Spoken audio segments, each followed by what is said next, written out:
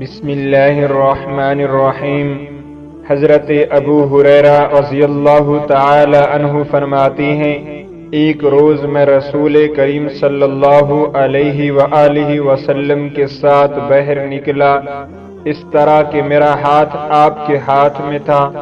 آپ کا گزر ایک ایسے شخص پر ہوا جو بہت شکستہ حال اور پریشان حال تھا۔ آپ صلی اللہ علیہ وسلم نے پوچھا کہ تمہارا یہ حال کیسے ہوا؟ اس شخص نے عرض کیا کہ بیماری اور تنگ دستی نے یہ حال کر دیا۔ آپ صلی اللہ علیہ وسلم نے فرمایا، میں تمہیں چند کلمات بتلاتا ہوں، وہ پڑھو گے تو تمہاری بیماری اور تنگ دستی جاتی رہے گی۔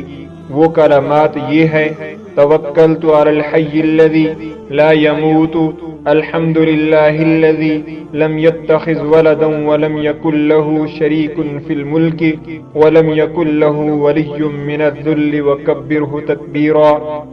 اس کے کچھ عرصے بعد پھر آپ صلی اللہ علیہ وسلم اس طرف تشریف لے گئے تو اس کو اچھے حال میں پایا۔ آپ صلی اللہ علیہ وسلم نے خوشی کا اظہار فرمایا۔